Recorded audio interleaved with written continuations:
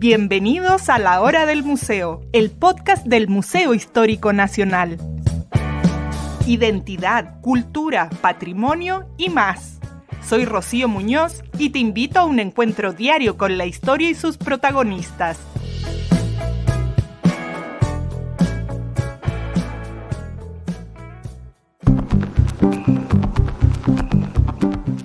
En 1925 nació una institución que cambiaría para siempre la forma de hacer democracia en Chile. Por ese entonces se llamó Conservador del Registro Electoral y su misión era tan simple como revolucionaria: crear y mantener un registro confiable de quienes podían votar en Chile. Antes de eso, el sistema electoral era un verdadero caos. No existía un padrón centralizado, los registros estaban dispersos y las posibilidades de fraude eran enormes. La creación de este organismo marcó el inicio de un proceso de profesionalización electoral que duraría un siglo completo, atravesando momentos históricos trascendentales como dictaduras, transiciones democráticas y transformaciones tecnológicas que hoy ubican al CERVEL como el tercer organismo electoral mejor evaluado del mundo. 100 años en los que Chile pasó de inscripciones electorales manuales a sistemas digitales. Un siglo garantizando que cada voto cuente, que cada elección sea limpia y transparente. Hoy conversaremos con David Hom, historiador y autor del libro Servicio Electoral de Chile, un siglo de historia fortaleciendo la democracia. Hola David, qué gusto tenerte aquí en La Hora del Museo. Gracias por aceptar esta invitación del Museo Histórico Nacional para conocer la historia del servicio electoral ahora que estamos ya a puertas de estas importantes elecciones que se vienen próximamente. Hola Rocío, buenos días. Primero que todo agradecer la invitación y tal como tú señalas, se trata de una publicación, ¿cierto? Resultado de una investigación de algo así como un año, en la que evidentemente está muy vinculada con la contingencia, ¿cierto? Hemos pasado por distintos procesos electorales en los últimos años y evidentemente este año también es un año electoral, así que espero que el tema sea de interés y que obviamente podamos conversar un poco más, profundizar sobre algunos temas y aprender sobre la historia de esta institución. Bueno, 100 años ya del CERVEL. A veces damos por hecho el que la gran mayoría podamos votar, todo este sistema, la transparencia, y eso, bueno, ha llevado 100 años de construcción, ¿no? Y además todavía hay lugares en el mundo donde la transparencia como que está en tela de juicio. En fin, de todo eso vamos a conversar hoy. Vámonos a esta historia del CERVEL. Cuéntanos un poco cómo se forja la idea. Bueno, se cumplen 100 años, se hace esta publicación, pero desde tu ámbito personal o profesional, ¿cómo te fuiste encaminando por estos temas que tienen que ver, por ejemplo, con este libro que conmemora los 100 años del servicio electoral? Sí, la verdad que como desarrollo profesional, obviamente tengo y he tenido mis publicaciones vinculadas a una historia más académica, ¿cierto? Más centrada en a veces escribir solamente para historiadores o para el ámbito académico, pero también a lo largo de mi trayectoria he desarrollado una beta que tiene que ver con la historia pública y sobre todo con la historia institucional. Entonces se dio esta confluencia de intereses entre el CERVEL y su consejo directivo, ¿cierto? Y mis habilidades y mis capacidades en torno a la posibilidad de realizar esta investigación. Los tiempos no fueron tan amplios, fueron más bien acotados, pero de alguna forma el resultado creemos y creo que dio cuenta del objetivo que se buscaba. En ese sentido, este programa también es parte de ese esfuerzo de no sé si llevar la historia a la gente, pero sí acercar el conocimiento histórico, ¿cierto?, que se crea abundantemente y de manera muy profesional en Chile, en las universidades, en la academia, al público en general y a la ciudadanía. Esa es una tarea que muchas veces los historiadores no somos tan conscientes o no estamos tan atentos a esta demanda por historia que tiene la ciudadanía y la sociedad civil, y que evidentemente por los requisitos y los requerimientos de acreditaciones, de procesos institucionales, a veces dejamos de lado. Personalmente tengo una importante experiencia en historia pública y en historia institucional, tiene sus problemáticas, tiene sus desafíos, pero evidentemente creo que también es parte fundamental del quehacer del historiador, mediatizando el conocimiento y llevándolo a la sociedad civil, a la ciudadanía, no solamente a través de una sala de clases o una presentación en un congreso, sino que también a publicaciones que apunten al público en general, al público general, ¿cierto? Y que puedan de alguna forma también mostrar y dar cuenta el desarrollo de nuestra disciplina en palabras más simples, con Claro. periodizaciones menos detallistas tal vez, pero que claramente hagan sentido al lector y a la persona que tiene acceso a este tipo de publicaciones. Sí, yo creo que estamos ávidos sí, de historia. Por eso también es que existe este programa hace tantos años ya. Vamos para los 13 años. Y además hoy día la historia está como de moda. Toda la gran cantidad de libros y, bueno, influencer, de todo. Así que hay que aprovechar ese momento. ¿Cómo se investigan 100 años de una tremenda institución como es el CERVEL? Ellos tienen sus propios archivos, hay que buscar por otra parte, hay que contrastar con la prensa. ¿Cómo fue todo ese proceso? Sí, esto es una pregunta muy interesante y fundamental para el oficio del historiador, porque evidentemente tiene que ver con la organización y la gestión de la información que nosotros vamos a abordar en función del objetivo que nos hemos propuesto. El libro es un libro que surge y se escribe a partir del centenario del CERVEL, pero en realidad no es un libro conmemorativo en un sentido laudatorio, ni tampoco en un sentido que de alguna manera esté ajeno a la crítica historiográfica. Es un libro que se investigó bien, que tiene fuentes primarias, que recurre a documentos inéditos y donde hay una serie ahí de temáticas que evidentemente al momento de investigar van apareciendo y que incluso te sorprenden. Lo primero, evidentemente en relación a las fuentes, es señalar que el CERVEL actualmente está desarrollando y tiene una motivación y un interés especial por relevar su patrimonio histórico.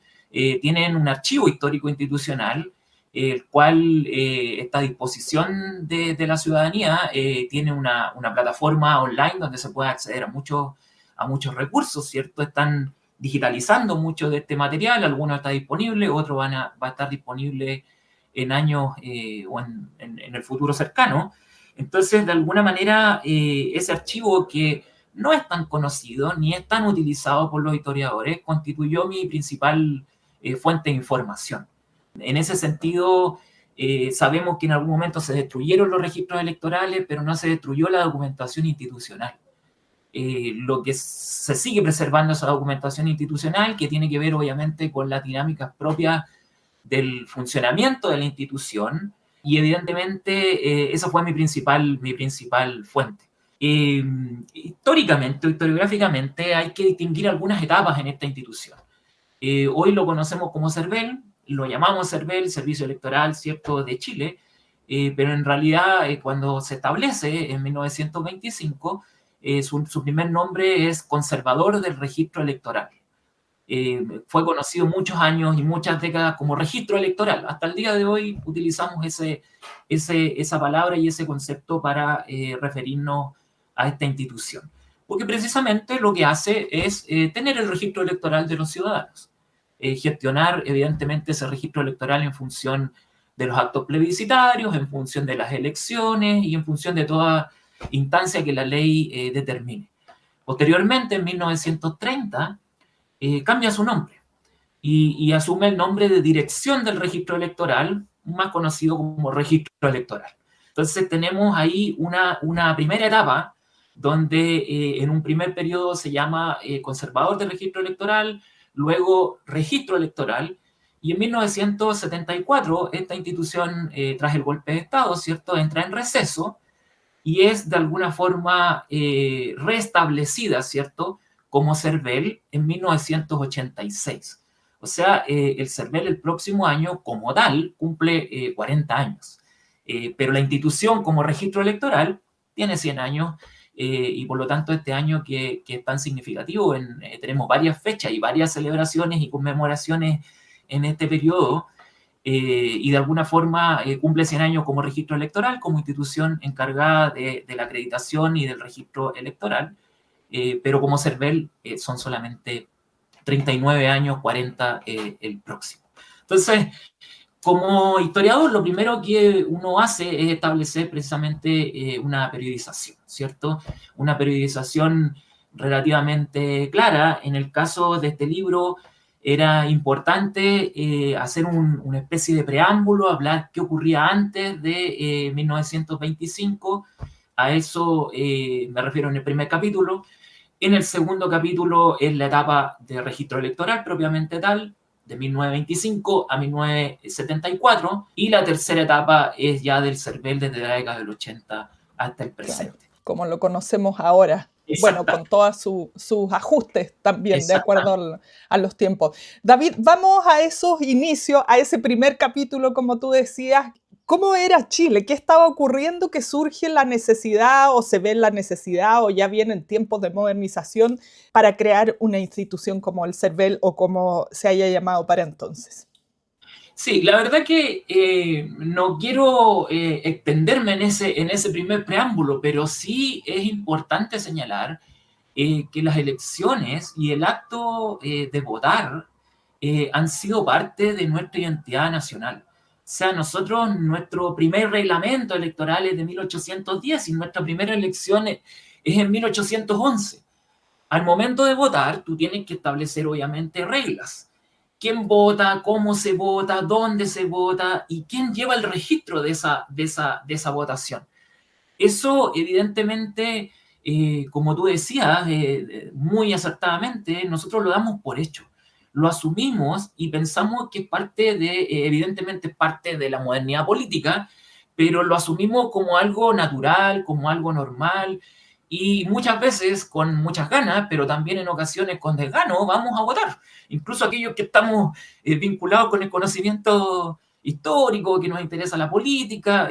No siempre el acto de votar es un acto agradable en sí, el hecho de tener que ir a votar. Cuando ya votamos, tal vez es lo que me pasa a mí, somos muy felices y nos sentimos muy contentos por ser parte precisamente de esta comunidad, ¿cierto? De esta comunidad que está eligiendo a sus autoridades, que a través del voto está transfiriendo su soberanía a sus autoridades para que evidentemente implementen las políticas que uno piensa que van a ser las mejores para el país, ¿cierto? Entonces, tenemos todo un siglo XIX donde en realidad lo que ocurre es que nuestro cuerpo electoral va a tener distintas normativas, distintos reglamentos, pero lo que va a ocurrir va a ser una ampliación de nuestro electorado. Vamos a tener una ampliación constante del número de votos, si bien existía un voto censitario, un voto restringido, hasta 1874, con limitaciones en cuanto incluso a que solamente podían votar personas con una cierta, con propiedades, ¿cierto? Con un cierto ingreso, que acreditaran que de alguna forma eran independientes y podían votar libremente, que lo cual es una idea filosóficamente muy interesante, porque tiene de alguna forma una justificación con mucho sentido.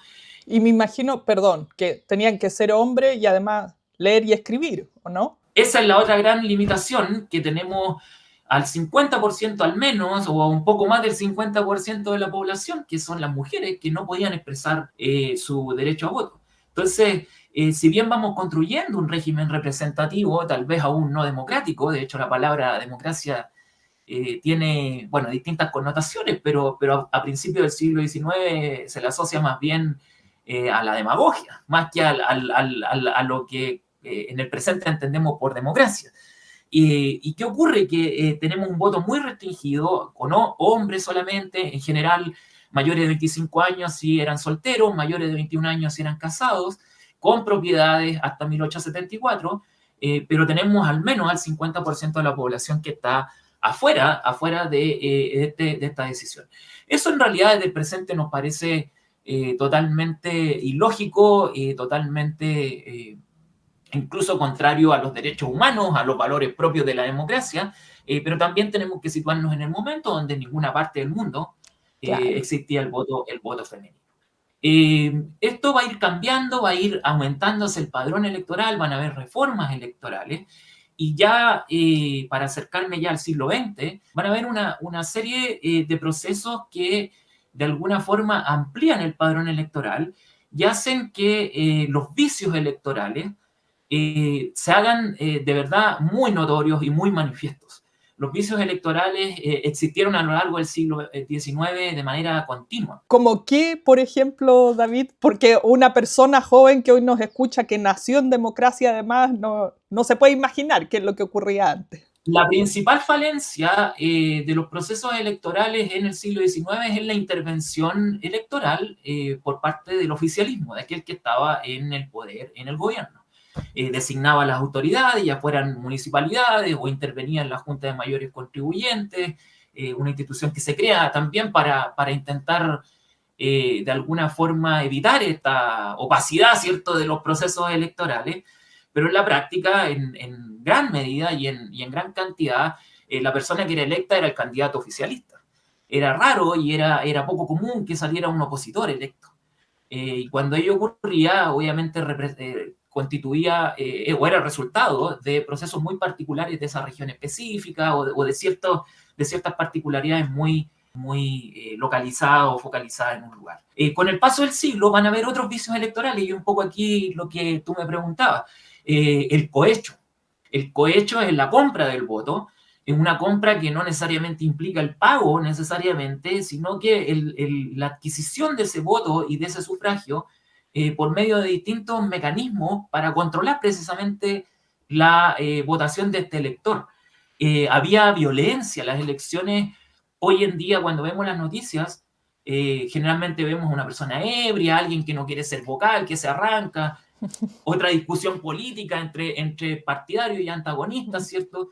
Pero en realidad en esta época había violencia electoral donde se robaban las urnas. Hay episodios de violencia donde metían votos en la urna, obviamente de manera oculta, y después en el recuento no cuadraba esto.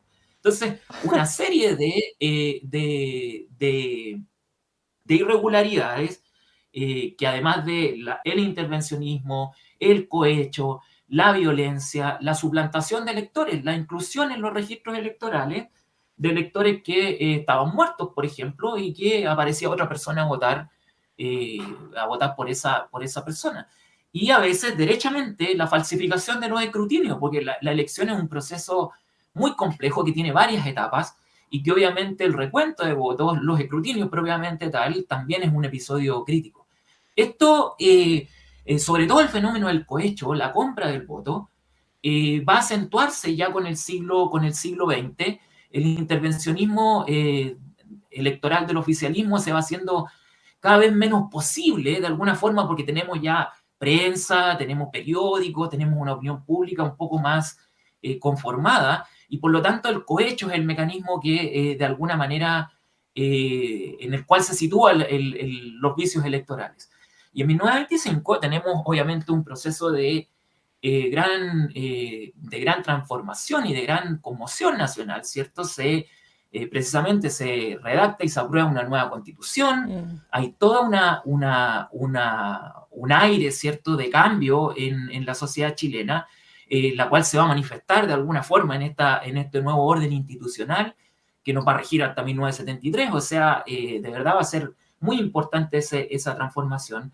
Y en ese proceso de cambio se instala y se defiende la idea de que los registros electorales deben ser libres, deben ser independientes y evidentemente debe crearse una nueva institucionalidad.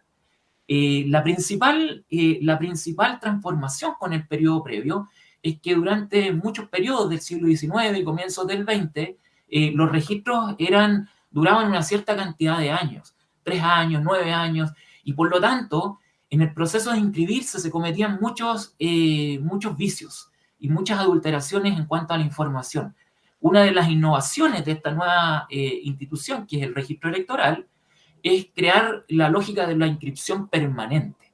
Es decir, que tú te inscribes una vez y quedas inscrito de alguna forma para siempre en los registros electorales. Eso impide que en 5, que en 10 años más haya una modificación del registro electoral precisamente por intereses políticos. Hoy en día podríamos imaginarnos qué ocurriría si nos pidieran cada 4 años inscribirnos en los registros electorales.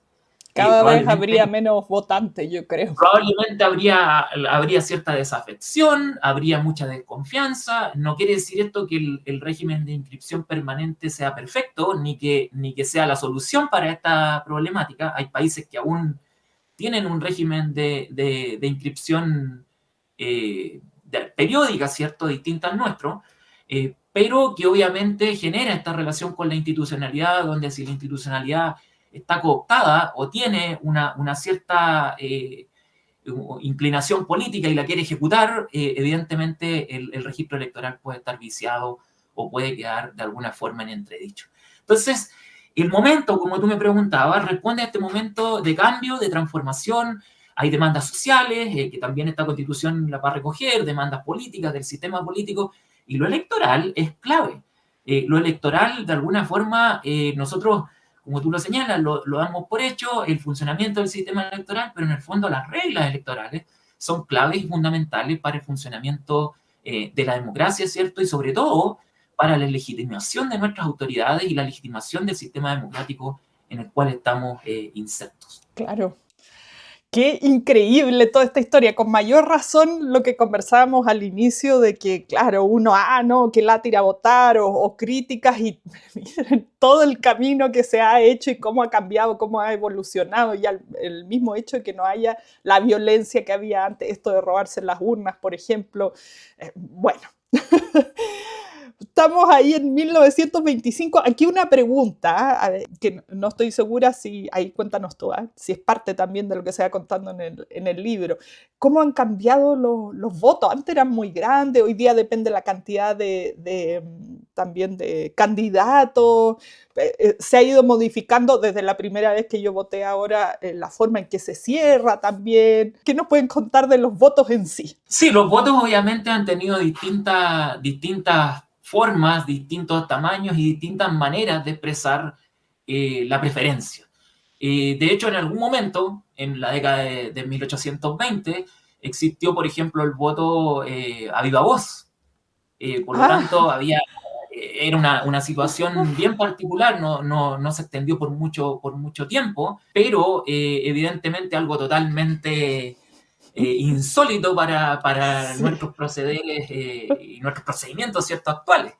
En cuanto a la manifestación del voto y al tamaño del voto, evidentemente depende también de los sistemas electorales. Ahí hay mucho por indagar aún, hay mucho por investigar, porque evidentemente los sistemas electorales determinan quién es electo, cuál es la preeminencia y obviamente cuánto finalmente afecta tu voto a la elección final. A lo largo de nuestra historia no todas las elecciones han sido directas como hoy, han habido también elecciones indirectas donde elegimos, tal vez como el caso más conocido, como Estados Unidos hoy en día, donde se vota de forma indirecta y se forma un colegio electoral y luego de ahí se elige al presidente. El cambio principal en cuanto al voto tiene que ver con quién gestiona el voto como tal.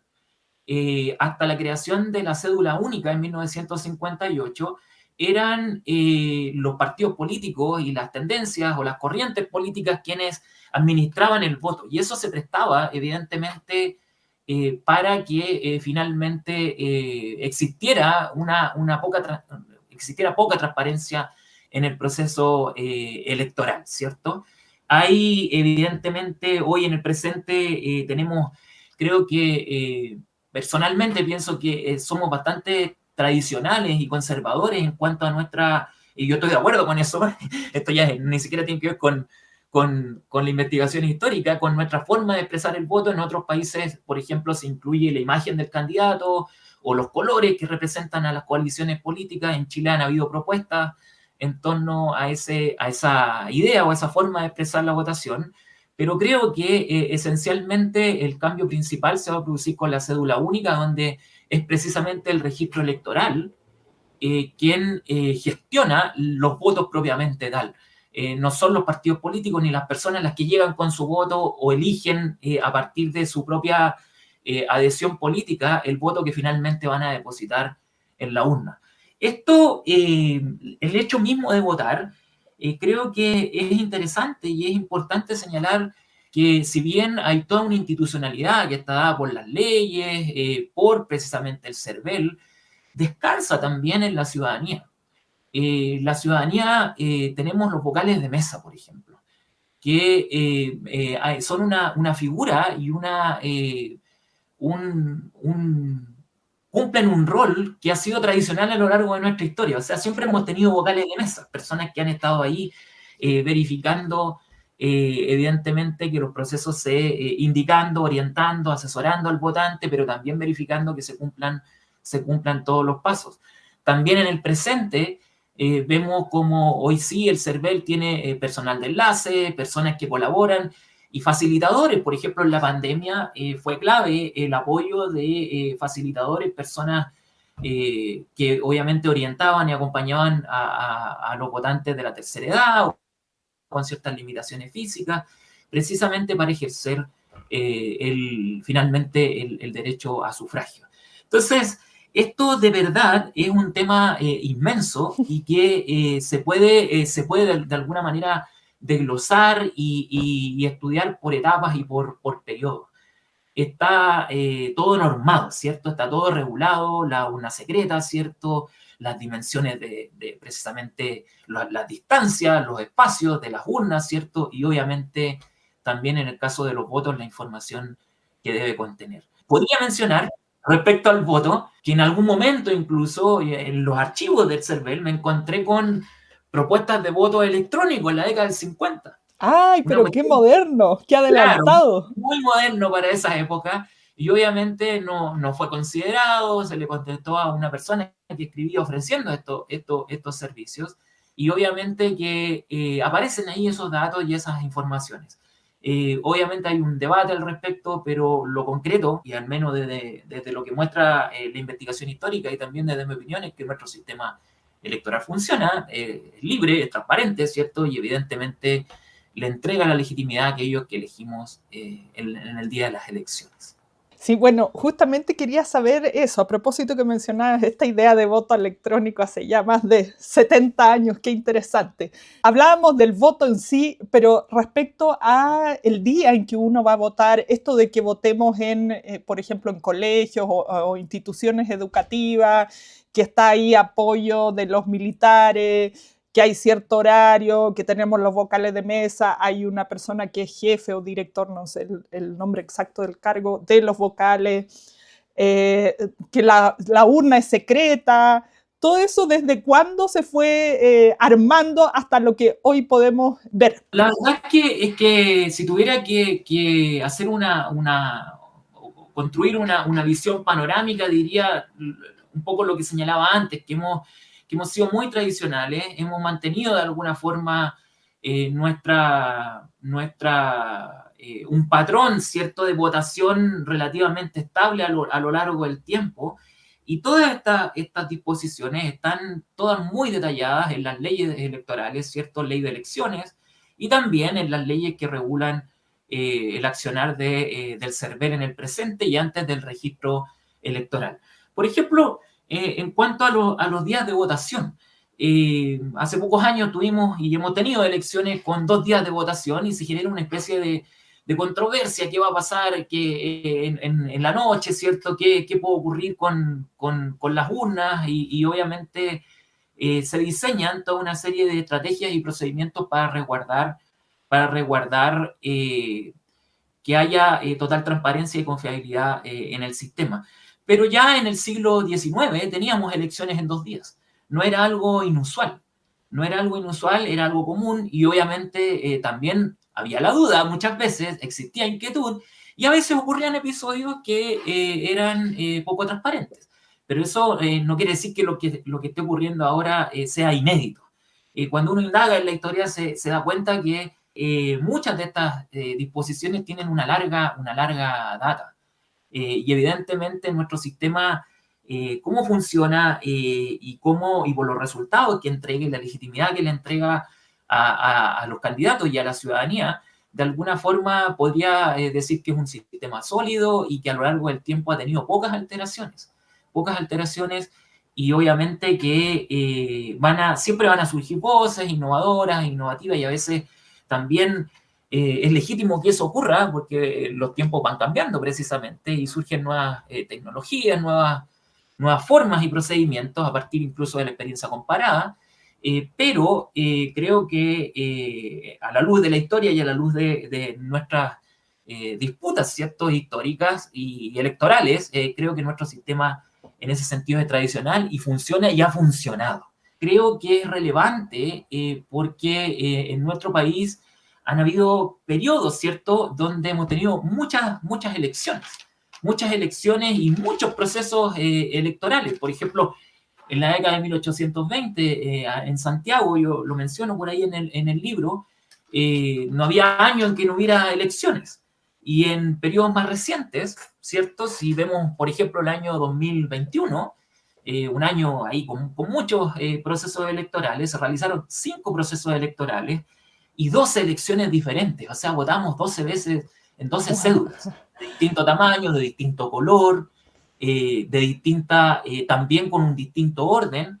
La cédula única, que era el tema que había mencionado antes, de alguna forma instauró, ¿cierto?, el orden y la numeración de los candidatos. Y eso hoy lo tenemos súper presente porque tenemos elecciones muy pronto y obviamente cada candidato tiene un número el cual se define por un sorteo, ¿cierto?, y al cual obviamente se le asignan ciertas características y los candidatos la ocupan obviamente intentando captar adhesiones, ¿cierto? Por lo tanto, esta es una historia, yo diría, que tiene que ver mucho con nuestra historia institucional, con la historia de las prácticas políticas, con la historia de la política en sí, y también con nuestra historia social, porque a medida que va avanzando el tiempo y va cambiando la sociedad, las prácticas van evidentemente alterándose también y llegan finalmente a lo institucional.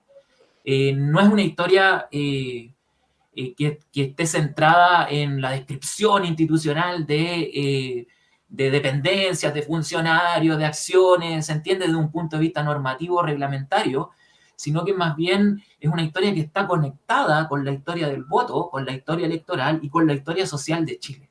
Y eso yo creo que de alguna forma es un aporte porque amplía esta visión del voto como un acto centrado precisamente en el voto en sí y en los resultados, sino que lo vincula con precisamente los procesos históricos más profundos. Claro. Y de más larga data que tiene y que ha experimentado nuestro país y nuestra sociedad. Todo un camino. Bueno, en este caso ya de 100 años, increíble. No nos queda nada de tiempo, David, pero quería hablar de algunos aspectos técnicos que a lo mejor todos tenemos más frescos en nuestra memoria. Estaba acordándome cuando yo era niña, los adultos que yo iba a ir a votar, por ejemplo, les timbraban el dedo verde. Había un carnet para ir a votar, ya eso no existe. Bueno, tú mencionabas en el siglo XIX había el voto a viva voz, pero más que el voto en sí, el registro de los electores. ¿Cómo ha sido también esta evolución? Ahí hay varios hitos, tal vez los más relevantes tienen que ver primero con, en el siglo XIX existía el boleto de calificación, que eso la persona tenía que calificarse para votar. Y evidentemente ahí era un episodio donde, en el momento mismo de inscribirse, donde evidentemente habían ciertas irregularidades. Este documento evidentemente permitía ejercer el voto. Ya en el siglo XX, en la década del 40, del 50 y del 60, vamos a tener también un carnet electoral que del mismo modo, esta historia está relacionada también con la identificación. El servicio del registro civil también se organiza, ¿cierto?, en la década del 20 como tal, como lo conocemos hoy, y poco a poco para votar se va a exigir la cédula de identidad, que es el único requerimiento que tenemos hoy para votar. Nuestro recuerdo de nuestros padres y de los 80 y de los 90 es precisamente este carnet. Yo invito a las personas a que el libro, lo digo ahora, ¿cierto? El libro es de libre disposición. Eso te iba a preguntar. Puede ser descargado en la página del CERVEL. Hay una versión inclusiva con audio descriptivo también. El PDF obviamente está ahí disponible. Y tengo que mencionar las imágenes, muchas de ellas proporcionadas y facilitadas por el Museo Histórico Nacional y De hecho, la curatoría de imágenes fue complicada porque elegimos muchas imágenes y el museo tiene un fondo ahí muy, muy valioso y cuantioso de imágenes, no solamente del 19, del 20, sino que también del siglo XXI, lo cual es interesante. Bueno, y vuelvo al carnet, porque este carnet electoral se va a ocupar precisamente cuando se reinstaura el registro electoral con el nombre de servicio electoral. Se hace un proceso de reinscripción electoral, esto va desde febrero del 87, agosto del 88, preparando el plebiscito de octubre del 88, y a las personas se les entrega este carnet electoral que precisamente aparece ahí también en el libro una muestra, ¿cierto? Y que indica el nombre, la circunscripción, la mesa, el número de registro y obviamente la cédula de identidad de la persona que votaba. Esa información, tecnológicamente hoy, ¿cómo lo hacemos? Hoy buscamos esa información y nos metemos a la página del CERVEL y vemos esa información, a veces la olvidamos, vamos a votar porque nos cambian la mesa. Evidentemente es una información que hoy accedemos de otra forma, ¿cierto? También mencionar lo tecnológico, creo que es importante mencionar cambios que han habido en relación con las circunscripciones electorales. En un primer momento teníamos una organización territorial basada en subdelegaciones, luego municipalidades, y de alguna forma, como les pasa a muchos, y me pasa a mí también, que estoy inscrito en un lugar y que ya no vivo en ese lugar, y que tengo que, obviamente aprovecho de hacer otras cosas, y a lo mejor tengo una conexión especial con ese lugar y me interesa seguir votando en ese lugar más que donde vivo hoy. Ocurre que hoy existe la georreferenciación, donde evidentemente en el momento mismo de votar, las mesas se asignan, o los lugares de votación se asignan al lugar más cercano del domicilio declarado al momento de inscribirse. No donde uno vive ahora, sino que al momento donde uno se inscribió. Entonces eso ha traído un importante beneficio, pues las personas se desplazan menos y evidentemente esto permite y facilita el voto, que es finalmente el objetivo del CERVEL, facilitar que el proceso sea transparente y que las personas voten y que participen de las elecciones de manera informada, libre, transparente y evidentemente con legitimidad hacia las autoridades que elegimos. Me acabo de acordar también que dentro de estos últimos cambios, como tú decías, ahora votamos mujeres y hombres en un mismo lugar, que antes no era así. Exacto. Entonces han habido una serie de disposiciones, por ejemplo, también hay un esfuerzo del Estado, y esto es transversal a todos los gobiernos, ¿cierto?, de facilitar y de ampliar los votantes, ¿cierto?, los chilenos en el extranjero, que tienen circunscripciones electorales, ¿cierto?, y juntas electorales específicas para ellos y que son un número importante. Llegar con los lugares o locales de votación y con las mesas de sufragio a espacios como las cárceles, ¿cierto?, los recintos penitenciarios, precisamente para facilitar la votación tanto de los gendarmes, las personas que trabajan ahí, como de los reclusos que están en condiciones o habilitados para hacerlo. Entonces, en ese sentido, creo que la historia del voto y la historia de la institución que resguarda de alguna forma la gestión de los procesos electorales y plebiscitarios va mucho más allá del acto mismo de votar, tiene una implicancia con la sociedad, una relación con la sociedad, qué decir con las transformaciones sociales, el voto femenino, ¿cierto?, en la década del 30 a nivel municipal y en la década del 40 a nivel presidencial y parlamentario, ¿cierto?, la inclusión de la mujer. Todo eso, el CERVEL lo que hace es recoger la legislación y aplicarla de acuerdo a cómo ella fue promulgada. En ese sentido hay muchos temas más, yo sé que estamos en el tiempo, pero la verdad que es un tema que evidentemente se cruza con demasiados y con numerosos aspectos de nuestro devenir institucional y con nuestro rol como ciudadanos, ¿cierto? Claro, se ve reflejado ahí en toda esta evolución que ha tenido el CERVEL. Bueno, vamos a ir a revisar y a leer el libro, como nos decías, que está disponible ahí, Los 100 años del CERVEL, en la página web del CERVEL. Uno se puede descargar el PDF y disfrutar, porque además tiene imágenes. Toda esta historia que un poquito le hemos resumido aquí en esta conversación de hoy. David, muchísimas gracias por compartir con nosotros esta tremenda investigación. No, muchas gracias, Rocío, y bueno, quedo disponible para cualquier conversación futura, y bueno, te felicito por el programa, porque evidentemente es un lugar referencial, ¿cierto?, para para la difusión histórica y este vínculo entre el conocimiento histórico y la ciudadanía. Muchas gracias. Esto fue La Hora del Museo, un encuentro cotidiano con nuestra historia, el podcast del Museo Histórico Nacional.